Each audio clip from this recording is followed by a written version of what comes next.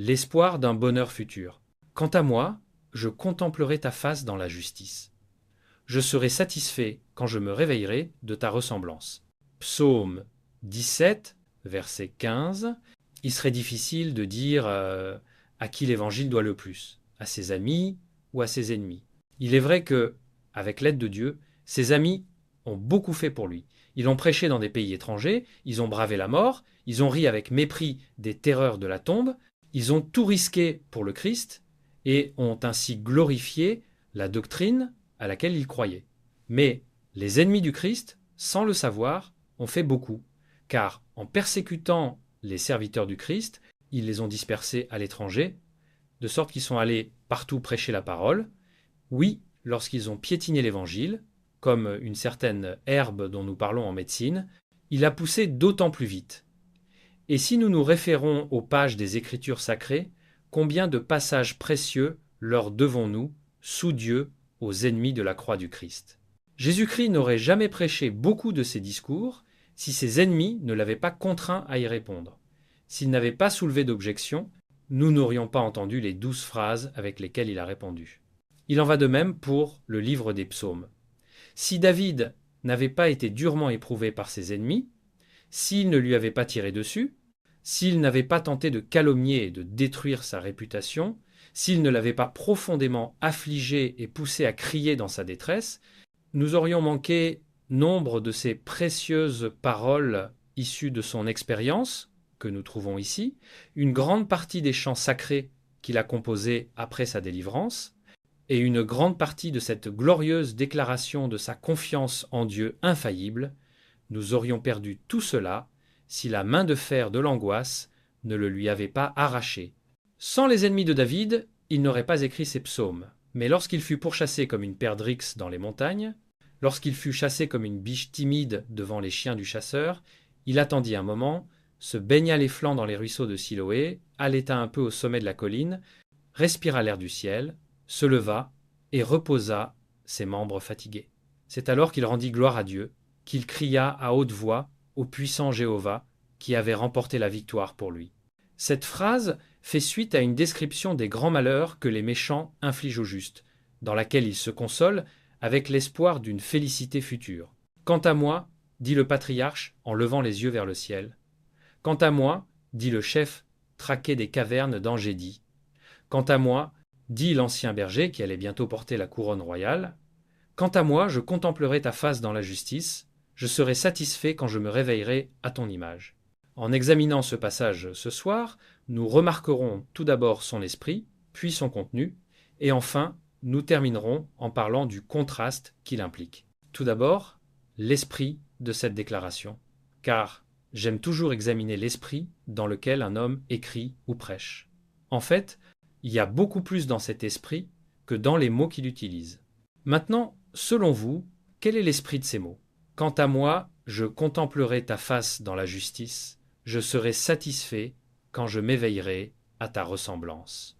Tout d'abord, elle respire l'esprit d'un homme entièrement libre de toute envie. Remarquez que le psalmiste a parlé des méchants. Ils sont enfermés dans leur propre graisse, ils parlent avec arrogance, ils ont beaucoup d'enfants et laissent le reste de leurs biens à leurs bébés. Mais David ne les envie pas. Va, dit-il, homme riche, avec toutes tes richesses. Va, homme orgueilleux, avec toute ton arrogance. Va, homme heureux, avec ta multitude d'enfants. Je ne t'envie pas, quant à moi, mon sort est différent. Je peux te regarder sans désirer posséder ce que tu possèdes. Je peux facilement respecter ce commandement, tu ne convoiteras point, car dans vos possessions, il n'y a rien qui mérite mon amour. Je n'accorde aucune valeur à vos trésors terrestres. Je ne vous envie pas vos montagnes de poussière scintillante, car mon Rédempteur est à moi. Cet homme est au-dessus de l'envie, car il pense que cette joie ne serait pas une joie pour lui, que cette part ne conviendrait pas à son tempérament. C'est pourquoi il tourne son regard vers le ciel et dit « Quant à moi, je contemplerai ta face dans la justice. » Oh, bien-aimé, c'est une chose heureuse d'être libéré de l'envie. L'envie est une malédiction qui détruit la création. Même le jardin d'Éden lui-même aurait été défiguré et aurait perdu sa beauté si le vent de l'envie avait pu souffler dessus. L'envie ternit l'or, l'envie ternit l'argent. Si l'envie soufflait sur le soleil brûlant, elle l'éteindrait. Si elle jetait son mauvais œil sur la lune, celle-ci se transformerait en sang, et les étoiles s'enfuiraient, effrayées par elle. L'envie est maudite par le ciel. Oui, c'est le premier-né de Satan, le plus vil des vices. Donnez à un homme des richesses, mais laissez-lui l'envie, et il y aura un ver à la racine de l'arbre magnifique. Donnez-lui le bonheur, et si l'envie le sort d'autrui, ce qui aurait dû être le bonheur devient son malheur, car il n'est pas aussi grand que celui de quelqu'un d'autre. Mais donnez-moi la liberté de l'envie, laissez-moi me contenter de ce que Dieu m'a donné, laissez-moi dire, vous pouvez avoir le vôtre, je ne vous envierai pas, je suis satisfait du mien. Oui, donnez-moi un tel amour pour mes semblables, que je puisse me réjouir de leur joie, et plus ils ont, plus j'en suis heureux. Ma bougie ne brillera pas moins, parce que la leur la surpasse. Je peux me réjouir de leur prospérité. Alors je suis heureux, car tout autour de moi tend à me rendre heureux, quand je peux me réjouir des joies des autres et faire mienne leur joie. L'envie, oh, que Dieu nous en délivre. Mais comment, en vérité, pouvons-nous nous en débarrasser, aussi bien qu'en croyant que vous avez quelque chose qui n'est pas sur terre, mais au ciel? Si nous pouvons regarder toutes les choses du monde et dire quant à moi, je contemplerai ta face dans la justice, je serai satisfait bientôt, alors nous ne pouvons envier les autres hommes, car leur sort ne serait pas adapté à notre goût particulier. Le bœuf envie-t-il le lion? Non, car il ne peut se nourrir de charognes. La colombe se désole, telle parce que le corbeau peut se régaler de charognes? Non, car elle se nourrit d'autre chose. L'aigle envie-t-il le petit nid du troglodyte? Oh non. Ainsi le chrétien s'élèvera comme l'aigle. Déployant ses larges ailes, il s'envolera vers son nid parmi les étoiles, où Dieu lui a fait un nid, en disant « Quant à moi, j'habiterai ici, je regarde avec mépris les bas-fonds de cette terre. Je n'envie pas votre grandeur, ô puissants empereurs, je ne désire pas votre renommée, vous puissants guerriers. Je ne demande pas la richesse, ô Crésus. Je ne supplie pas pour obtenir votre pouvoir, ô César. Quant à moi, j'ai autre chose, ma part est le Seigneur. » Le texte respire l'esprit d'un homme libre de toute envie, que Dieu nous accorde cela. Ensuite, vous pouvez voir qu'il y a là l'air d'un homme qui regarde vers l'avenir. Lisez attentivement le passage et vous verrez que tout cela a un rapport avec l'avenir, car il est dit « Quant à moi, je ». Cela n'a rien à voir avec le présent. Il n'est pas dit « Quant à moi, je fais ou je suis telle ou telle chose », mais « Quant à moi, je contemplerai ta face dans la justice, je serai satisfait quand je me réveillerai. » Le psalmiste regarde au-delà de la tombe vers un autre monde, il ignore le lit de mort étroit où il doit dormir, et il dit « Quand je me réveillerai ». Combien heureux est l'homme qui a les yeux tournés vers l'avenir. Même dans les choses matérielles, nous estimons l'homme qui regarde au-delà du présent. Celui qui dépense tout son argent dès qu'il le reçoit se retrouvera bientôt en haillons. Celui qui vit dans le présent est un insensé, mais les sages se contentent de se soucier des choses futures. Lorsque Milton a écrit son livre, il savait peut-être qu'il aurait peu de renommée de son vivant, mais il a dit « Je serai honoré lorsque ma tête reposera dans la tombe ». Ainsi, d'autres hommes de valeur se sont contentés d'attendre que le temps brise le vase d'argile et laisse la lampe briller. Quant à l'honneur, ils ont dit « Nous laisserons cela à l'avenir, car la renommée qui vient tardivement est souvent la plus durable, et ils ont vécu dans l'attente et se sont nourris de l'avenir. Je serai satisfait plus tard, c'est ce que dit le chrétien. Je ne demande ni faste royale ni renommée maintenant, je suis prêt à attendre, j'ai un intérêt dans la réversion, je ne veux pas d'un domaine pitoyable ici-bas, j'attendrai jusqu'à ce que j'obtienne mes domaines dans le ciel, ces vastes et beaux domaines que Dieu a prévus pour ceux qui l'aiment. Je me contenterai volontiers de croiser les bras et de m'asseoir dans la chaumière, car j'aurai une demeure de Dieu, une maison qui n'est pas faite de main, éternelle dans les cieux. L'un d'entre vous sait-il ce que c'est que de vivre dans l'avenir, de vivre dans l'attente, de vivre de ce que vous aurez dans l'autre monde, de vous régaler des fruits de l'arbre de vie qui tombe du ciel, de vivre de la manne de l'attente qui tombe dans le désert, et de boire le nectar qui jaillit du trône de Dieu? Êtes-vous déjà allé au grand Niagara de l'espoir, et avez-vous bu les embruns, avec un ravissement extatique, car les embruns du ciel sont une gloire pour l'âme. Avez-vous déjà vécu dans l'avenir et dit « Quant à moi, j'aurai quelque chose tôt ou tard ». Eh bien, c'est là la motivation la plus élevée qui puisse animer un homme. Je suppose que c'est ce qui a rendu Luther si audacieux lorsqu'il s'est tenu devant son grand auditoire de rois et de seigneurs et a déclaré « Je maintiens la vérité que j'ai écrite, et je la maintiendrai jusqu'à ma mort, que Dieu m'en soit témoin. » Je pense qu'il a dû dire « Je serai satisfait plus tard. Je ne suis pas satisfait maintenant, mais je le serai bientôt. » C'est pour cela que le missionnaire brave la mer déchaînée, c'est pour cela qu'il foule le rivage barbare, c'est pour cela qu'il se rend dans des climats inhospitaliers et risque sa vie, car il sait qu'il sera récompensé plus tard. Je dis parfois en riant à mes amis, lorsque je reçois une faveur de leur part, que je ne peux la leur rendre, mais que je la présente à mon Maître dans les cieux, car ils seront satisfaits lorsqu'ils se réveilleront à son image.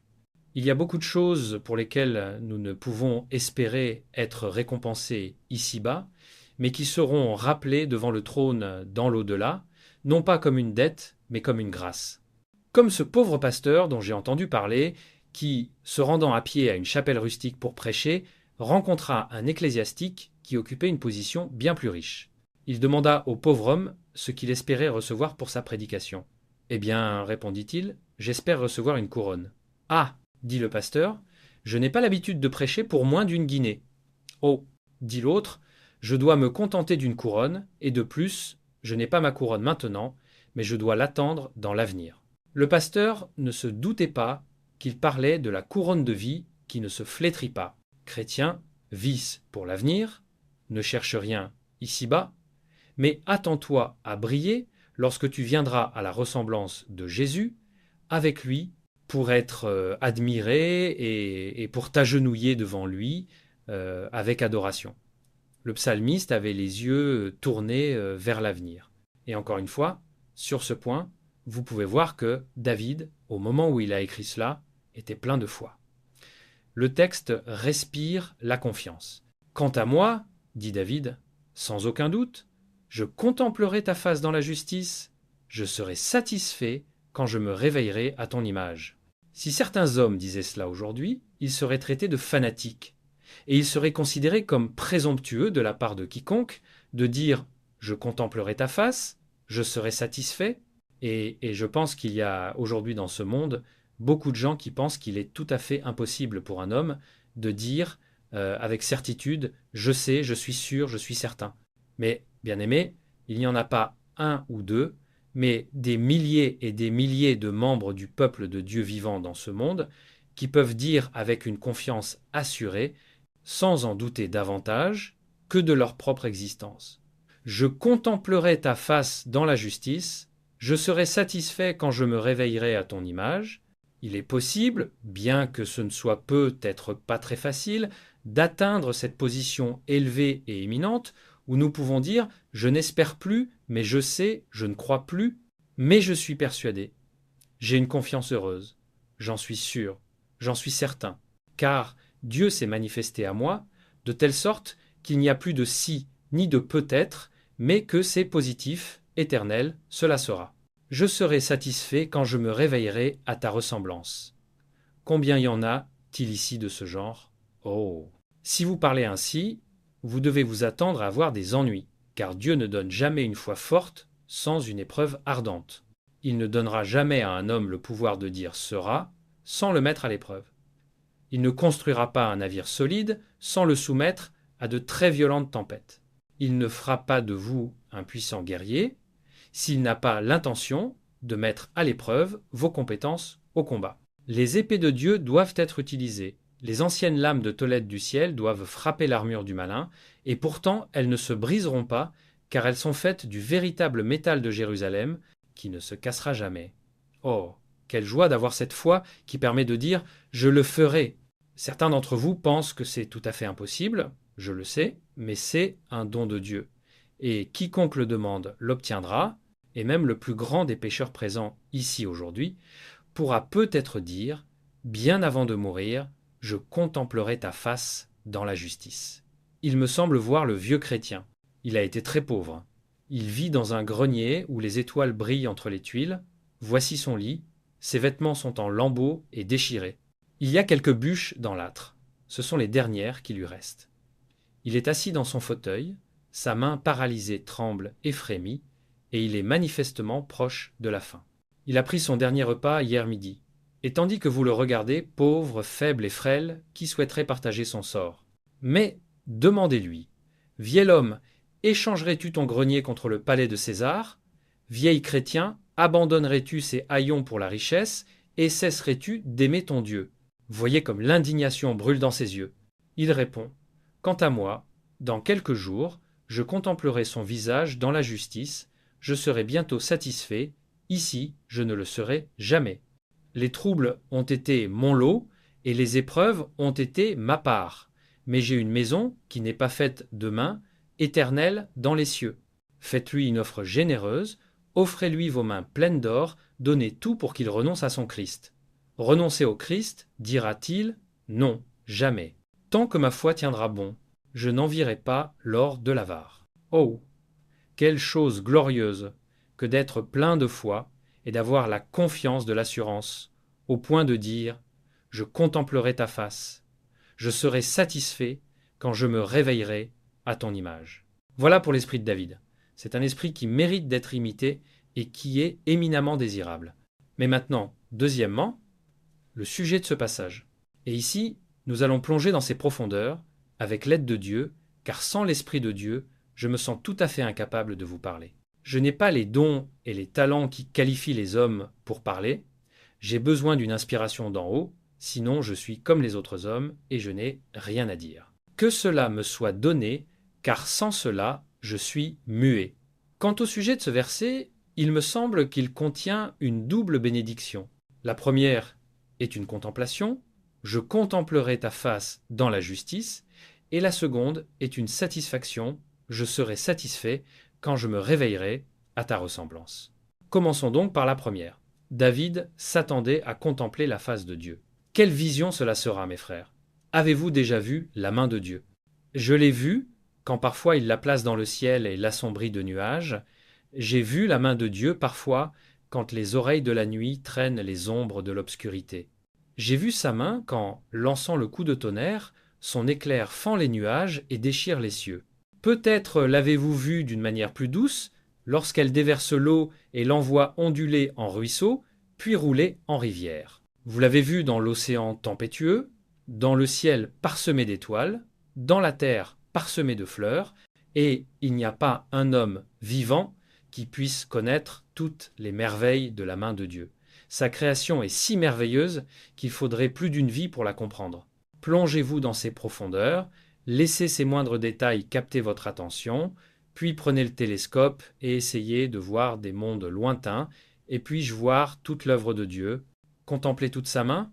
Non, pas même un millionième de l'ensemble. Cette main puissante, dans laquelle les comètes immatures sont couvées par le Soleil, dans laquelle les planètes roulent dans des orbites majestueuses, cette main puissante qui tient tout l'espace et saisit tous les êtres, cette main puissante, qui peut la contempler? Mais si telle est sa main, quel doit être son visage? Vous avez parfois entendu la voix de Dieu et vous avez tremblé.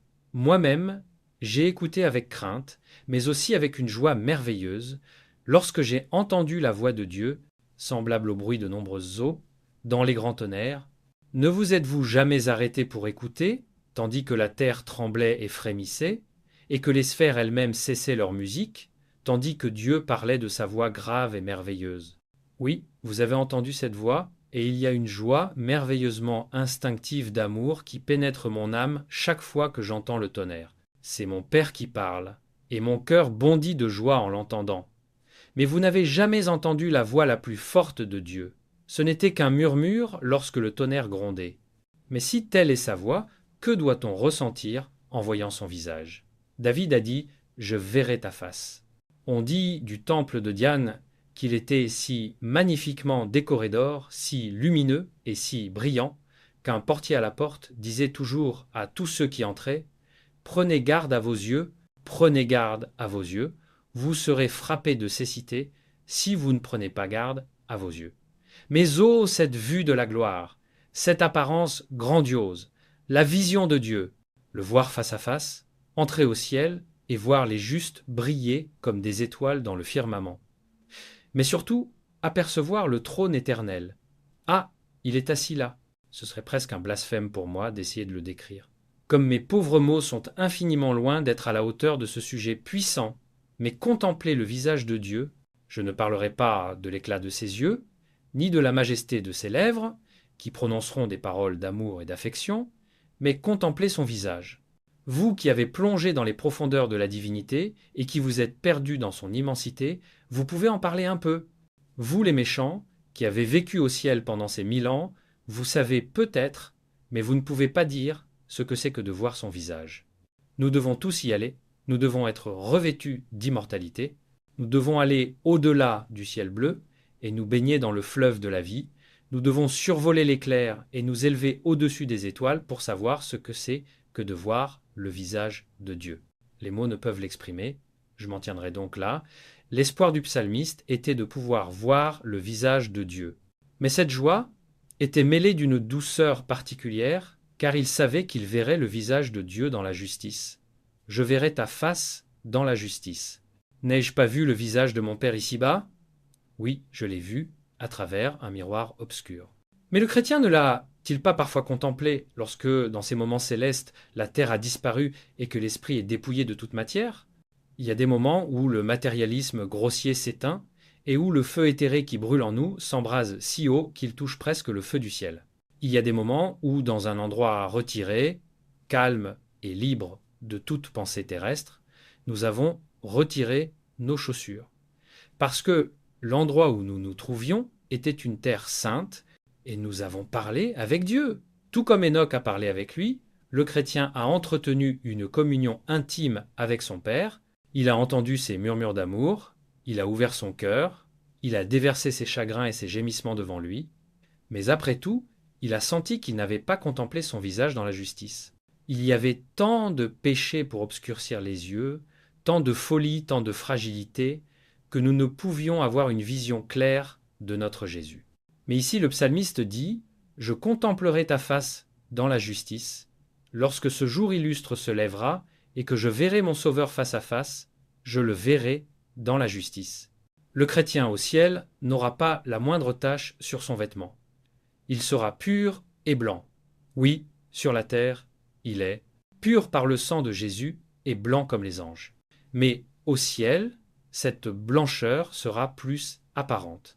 Aujourd'hui, elle est parfois enfumée par la terre et recouverte de la poussière de ce pauvre monde charnel, mais au ciel, il se sera brossé, aura lavé ses ailes et les aura rendues propres, et alors, il verra la face de Dieu dans la justice. Mon Dieu, je crois que je me tiendrai devant ta face aussi pur que tu l'es toi-même, car j'aurai la justice de Jésus-Christ, la justice d'un Dieu sera sur moi.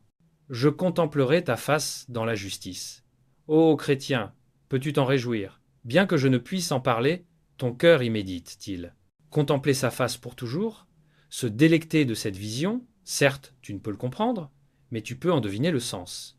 Contempler sa face dans la justice. La deuxième bénédiction, sur laquelle je serai bref, est la satisfaction. Il sera satisfait, dit le psalmiste, lorsqu'il se réveillera à l'image de Dieu. La satisfaction, c'est une autre joie pour le chrétien lorsqu'il entrera au ciel. Ici, nous ne sommes jamais pleinement satisfaits. Certes, le chrétien est satisfait de lui-même. Il possède en lui-même une source intarissable de réconfort et il peut jouir d'une satisfaction solide. Mais le ciel est le lieu de la satisfaction véritable et réelle. Lorsque le croyant entrera au ciel, je crois que son imagination sera pleinement satisfaite. Tout ce qu'il a jamais imaginé, il le verra là-bas. Chaque idée sainte sera concrétisée, chaque conception puissante deviendra réalité, chaque imagination glorieuse deviendra une chose tangible qu'il pourra voir. Son imagination ne pourra rien imaginer de mieux que le ciel, et s'il s'asseyait pour l'éternité, il ne pourrait concevoir quoi que ce soit qui puisse éclipser l'éclat de cette ville glorieuse. Son imagination sera satisfaite, alors son intellect sera satisfait, alors je verrai, j'entendrai et je saurai tout ce que j'ai désiré ou souhaité ici-bas. Qui est satisfait de ces connaissances ici-bas ? N'y a-t-il pas des secrets que nous voulons connaître, des profondeurs dans les arcanes de la nature que nous n'avons pas encore explorées ? Mais dans cet état glorieux, nous saurons tout ce que nous voulons savoir, la mémoire sera satisfaite. Nous repenserons aux années passées et nous serons satisfaits de tout ce que nous avons enduré, fait ou souffert sur terre. Là, sur un monticule vert et fleuri, mon âme fatiguée s'assiera, et, avec une joie transportante, elle racontera les travaux de mes pieds. L'espoir sera satisfait s'il existe une telle chose au paradis. Nous espérerons une éternité future et nous y croirons. Mais nous serons continuellement satisfaits de nos espoirs. Et l'homme tout entier sera si content qu'il ne restera rien dans toutes les actions de Dieu qu'il souhaiterait changer. Oui, je dirais même une chose à laquelle certains d'entre vous s'opposeront peut-être, mais les justes au ciel seront tout à fait satisfaits de la damnation des perdus. J'avais l'habitude de penser que si je pouvais voir les perdus en enfer, je pleurerais sûrement pour eux. Si je pouvais entendre leurs horribles gémissements et voir les terribles contorsions de leur angoisse, je les plaindrais sûrement. Mais il n'y a pas de sentiment de ce genre au ciel. Le croyant sera tellement satisfait de toute la volonté de Dieu qu'il oubliera complètement les perdus, pensant que Dieu a agi pour le mieux, que même leur perte est de leur propre faute et qu'il est infiniment juste. Si mes parents pouvaient me voir en enfer, ils ne verseraient pas une larme pour moi, même s'ils étaient au ciel, car ils diraient « c'est la justice, ô grand Dieu ». Et ta justice doit être magnifiée, tout comme ta miséricorde. Et de plus, ils sentiraient que Dieu est tellement au-dessus de ses créatures qu'il serait satisfait de voir ses créatures écrasées si cela pouvait accroître la gloire de Dieu. Oh, au ciel, je crois que nous aurons une opinion juste des hommes. Ici, les hommes nous semblent grands, mais au ciel, ils ne nous sembleront guère plus que quelques insectes rampants balayés lors du labour d'un champ pour la moisson. Ils ne nous apparaîtront guère plus qu'une poignée de poussière, ou comme un nid de guêpe qui devrait être exterminé pour le mal qu'il a fait.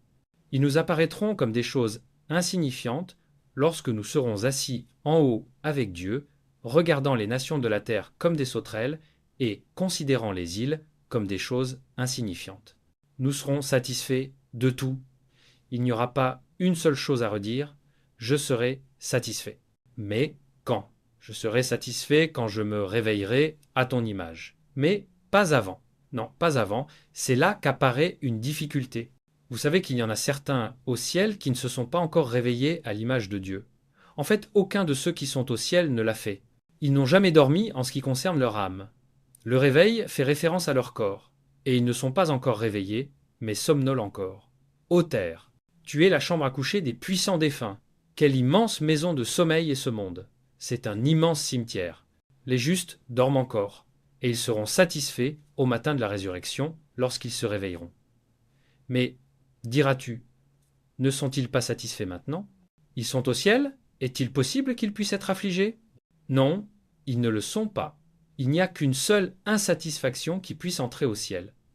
L'insatisfaction des bienheureux que leur corps ne soit pas là. Permettez-moi d'utiliser une comparaison qui expliquera en quelque sorte ce que je veux dire. Lorsqu'un conquérant romain avait fait la guerre et remporté de grandes victoires, il revenait très probablement avec ses soldats, entrait dans sa maison et s'amusait, jusqu'au lendemain où il sortait de la ville pour y revenir en triomphe.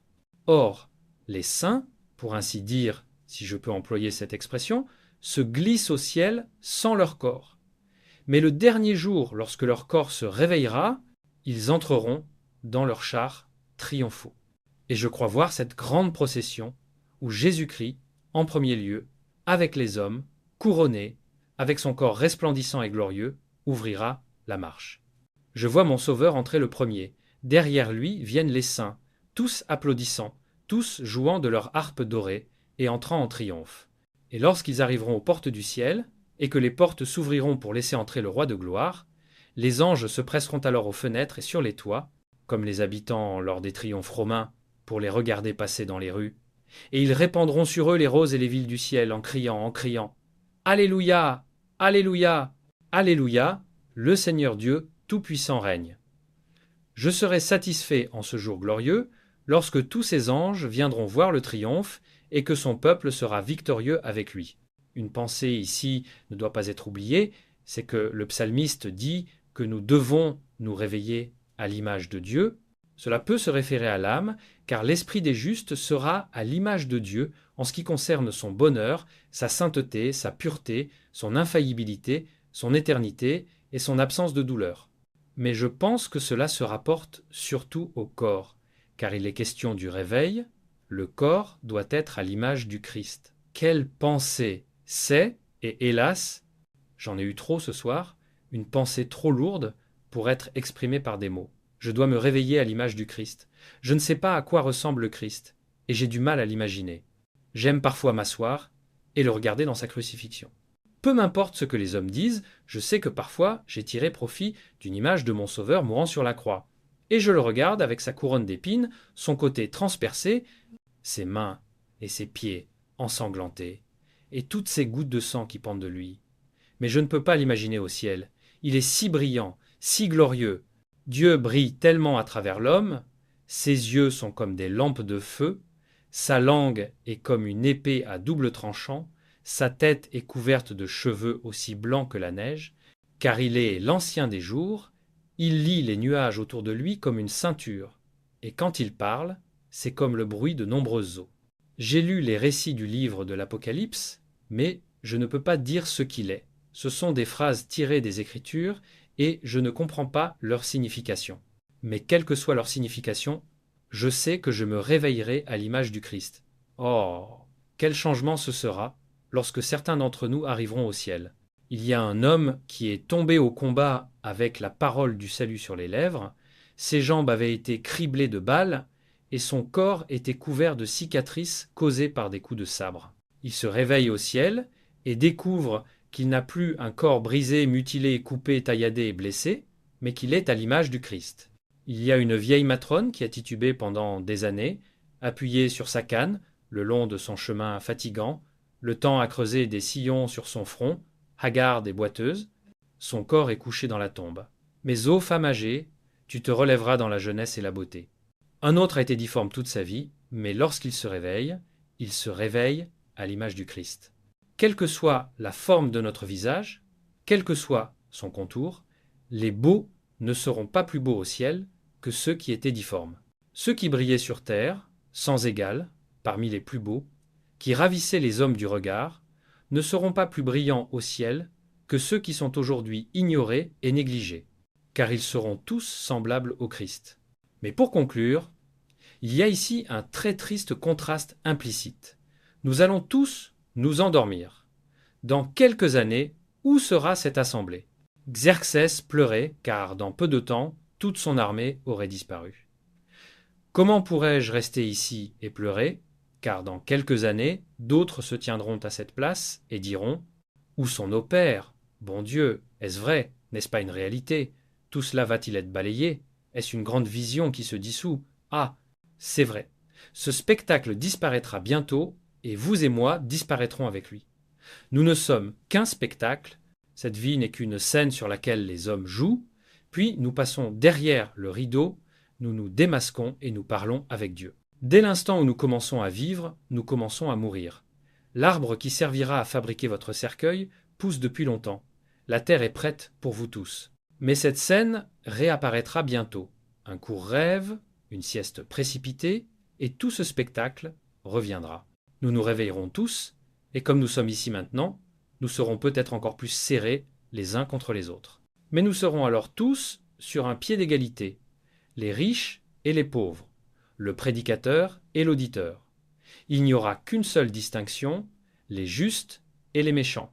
Au début, nous serons tous ensemble, je crois voir la scène, la mer est en ébullition, les cieux sont déchirés en deux, les nuages se transforment en chars, et Jésus monté dessus, avec des ailes de feu, traverse le ciel.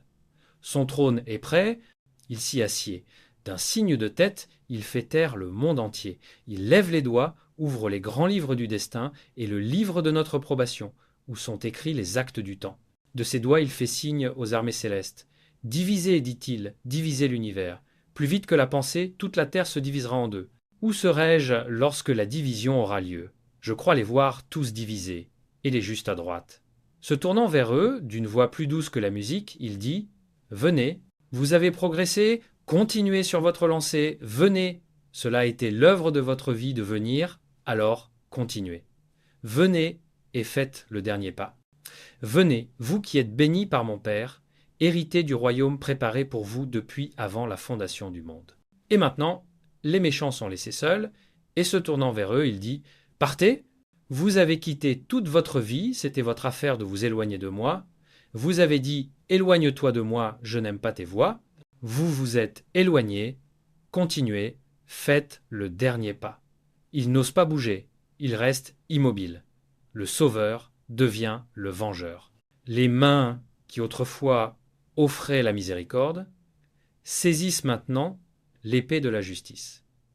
Les lèvres qui prononçaient des paroles d'amour prononcent maintenant des paroles de tonnerre. Et avec une précision mortelle, il lève l'épée et les fauche. Il s'enfuit comme des cerfs devant le lion et tombe dans les mâchoires de l'abîme sans fond. Mais jamais, j'espère, je ne cesserai de prêcher sans vous dire ce qu'il faut faire pour être sauvé. Ce matin, j'ai prêché aux impies, au pire des pécheurs, et beaucoup ont pleuré. J'espère que beaucoup de cœurs se sont adoucis pendant que je parlais de la grande miséricorde de Dieu. Je n'en ai pas parlé ce soir. Nous devons parfois adopter une ligne différente, guidée, j'en suis sûr, par l'Esprit de Dieu. Mais ô vous qui avez soif, qui êtes chargés, perdus et ruinés, la miséricorde vous parle encore une fois. Voici le chemin du salut. Celui qui croit et qui est baptisé sera sauvé. Et qu'est-ce que croire, dit quelqu'un? Est-ce dire que je sais que Christ est mort pour moi? Non, ce n'est pas croire, c'est une partie de la croyance, mais ce n'est pas tout. Tous les arminiens croient cela, et tous les hommes dans le monde qui adhèrent à cette doctrine le croient, puisqu'ils conçoivent que Christ est mort pour tous les hommes. Par conséquent, ce n'est pas la foi, mais la foi, c'est ceci: se jeter sur Christ. Comme l'a dit le nègre de façon très curieuse, lorsqu'on lui a demandé ce qu'il avait fait pour être sauvé. Massa, a-t-il dit, je me suis jeté sur Jésus, et là je suis resté, je me jette à plat ventre sur la promesse, et là je reste. Et à chaque pécheur repentant, Jésus dit, je suis capable de sauver jusqu'au bout, jette-toi à plat ventre sur la promesse et dis, alors Seigneur, tu es capable de me sauver. Dieu dit, venez maintenant, raisonnons ensemble. Même si vos péchés sont rouges écarlates, ils deviendront blancs comme neige, et même s'ils sont rouges comme pourpre, ils deviendront comme la laine. Jetez-vous sur lui, et vous serez sauvés. Ah, dit quelqu'un, j'ai peur de ne pas faire partie du peuple de Dieu. Je ne trouve pas mon nom dans le livre de vie. C'est très bien que vous ne puissiez pas, car si la Bible contenait le nom de tout le monde, ce serait un livre assez volumineux. Et si vous vous appelez Jean Smith, et que vous voyez ce nom dans la Bible, si vous ne croyez pas à la promesse de Dieu maintenant, vous seriez sûr qu'il s'agit d'un autre Jean Smith. Supposons que l'empereur de Russie publie un décret ordonnant à tous les réfugiés polonais de retourner dans leur pays. Vous voyez, un réfugié polonais regarder avec plaisir les grandes affiches accrochées au mur et dire « Eh bien, je vais retourner dans mon pays ». Mais quelqu'un lui dit « Il n'est pas question de Walewski ». « Oui, répond-il, mais il est question de réfugié polonais. Polonais est mon prénom, et réfugié mon nom de famille, et c'est moi. Ainsi, même si votre nom n'apparaît pas dans les Écritures, il est question de pécheur perdu. Pécheur est votre prénom, et perdu est votre nom de famille. Alors pourquoi ne pas venir? Il est écrit pécheur perdu. N'est-ce pas suffisant? Cette parole est certaine et digne d'être accueillie sans réserve. Jésus-Christ est venu dans le monde pour sauver les pécheurs, dont je suis le premier. Oui, mais, dit un autre, j'ai peur de ne pas être élu. Oh, chères âmes, ne vous inquiétez pas pour cela. Si vous croyez en Christ, vous êtes élus. Quiconque se remet à la miséricorde de Jésus est élu, car il ne le ferait jamais s'il n'était pas élu. Quiconque vient à Christ et cherche la miséricorde par son sang est élu, et il verra ensuite qu'il est élu. Mais ne vous attendez pas à lire l'élection avant d'avoir lu la repentance. L'élection est une université où vous, petits enfants, n'irez pas avant d'avoir fréquenté l'école de la repentance. Ne commencez pas à lire votre livre à l'envers et ne dites pas Amen avant d'avoir dit votre Notre Père. Commencez par Notre Père, puis vous continuerez par À toi appartiennent le règne, la puissance et la gloire. Mais si vous commencez par le règne, vous aurez du mal à revenir à Notre Père. Nous devons commencer par la foi. Nous devons commencer par Je n'apporte rien dans mes mains. Tout comme Dieu a créé le monde à partir de rien, il crée toujours ses chrétiens à partir de rien, et celui qui n'a rien du tout ce soir trouvera grâce et miséricorde s'il vient les chercher. Je terminerai en vous racontant ce que j'ai entendu dire d'une pauvre femme qui s'est convertie et a retrouvé la vie, simplement en passant dans une rue et en entendant un enfant, assis devant une porte, à chanter. Je ne suis rien du tout, mais Jésus-Christ est tout en tout. C'est un chant béni, rentrez chez vous et chantez-le. Et celui qui peut comprendre correctement ces petits mots, qui peut se sentir vain sans Jésus, mais qui a tout en Christ, n'est pas seulement loin du royaume des cieux, mais il y est déjà par la foi, et il y sera dans la réalisation lorsqu'il se réveillera à l'image de Dieu.